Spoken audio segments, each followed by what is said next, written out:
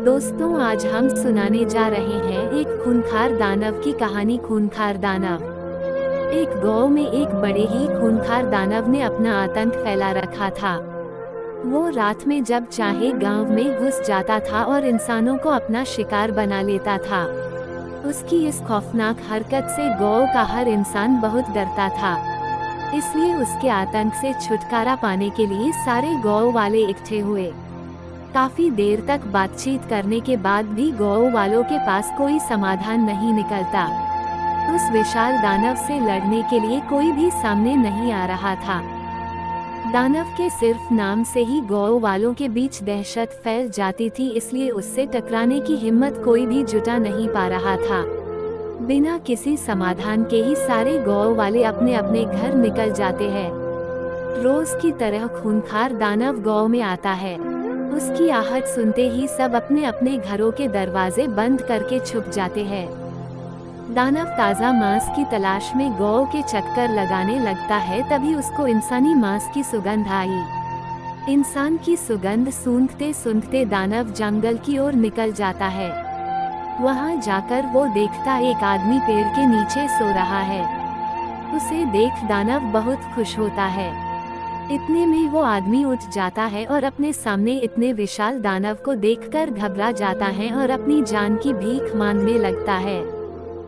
जब उसे समझ आ जाता है कि दानव उसे छोड़ेगा नहीं, तो वो उससे बचने के उपाय के बारे में सोचने लगता है। थोड़ी देर बाद उसे अपने दादी के सिखाए गए मंत्रों की याद आती है, जिससे वो किसी की भी आंखों में जलन उत्पन्न कर सकता था। तभी उसने मंत्रों को इस्तेमाल करने की सोची। हो जाए इस दानव की नसों में हलचल, और हलचल से उत्पन्न हो इसकी आंखों में जलन। आदमी के मंत्र पढ़ते ही दानव की आंखों में जलन होने लगती है और वो जोर जोर से चिल्लाने लगता है। उसकी आवाज गांव तक पहुंच जाती है और सभी गांव वाले डरते डरते जंगल में आ जाते हैं। जब वो सारे वहां पहुंचते हैं तो दानव की बुरी हालत देख वो सब हैरान हो जाते हैं। इतने में वो दानव वहां से दुम दबाकर भाग जाता है। तभी गांव वाले उसके लिए पास के ही गांव से आया हूँ। मैं शहर जा रहा था। रात बहुत हो गई थी तो मैंने सोचा कि मैं यहाँ थोड़ा आराम कर लूँ, लेकिन ये खूंखार दानव यहाँ आ गया। ये सुनाने के बाद गांव वालों ने उसे दानव को अकेले ही धूल चटाने का राज पूछा, जिस पर उसने बोला, आदमी बताता है मेरी दादी एक तांत्रिक है। उन्होंने मुझे अपनी सुरक्षा करने के लिए छोटे मोटे मंत्र सिखाए हुए हैं। उसकी की बदौलत आज मैं जिंदा हूँ। ये सब सुन गांव वालों ने उस आदमी से उनकी मदद करने की, जिस पर उस आदमी ने उन सब की मदद के लिए अपनी दादी को बुलाने का वादा किया। आदमी की बात सुनकर सभी गांव वाले बहुत ही खुश हुए। अगले ही दिन वो आदमी अपनी दादी को गांव में ले आता है। गांव वालों सारी बातें सुन दादी ने बोला, दादी कहती हैं आप सबको आज रात को मिलकर एक बड़ा यज्ञ करना पड़ेगा। उस यज्ञ को करने पर उस दानव की ताकतें कम हो जाएंगी। उसके बाद मैं सब संभाल लूंगी। दादी की बात मानकर सब रात में यज्ञ करने की तैयारी शुरू कर देते हैं। रात होते ही खूंखार दानव बदला लेने के लिए फिर से गांव में आता है। सबको एक साथ देख वो बहुत खुश होता है और सोचता है कि आज इन सब का काम तमाम करूंगा। दानव को देखकर सभी डर जाते हैं, लेकिन वो अपनी पूजा बंद नहीं करते और यज्ञ करते रहे हैं।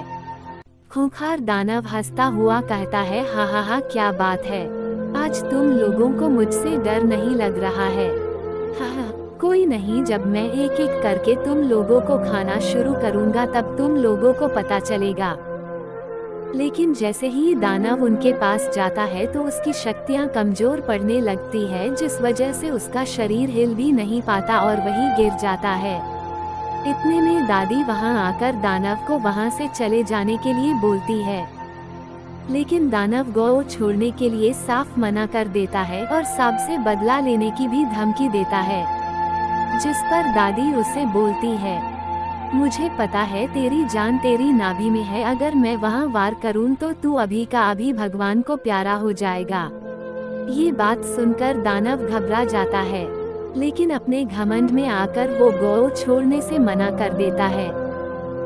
ये देखकर दादी को बहुत ही गुस्सा आता है और वो दानव की नाभि पर अपने जादुई डंडे से वार कर देती है और दानव वहीं मर जाता है।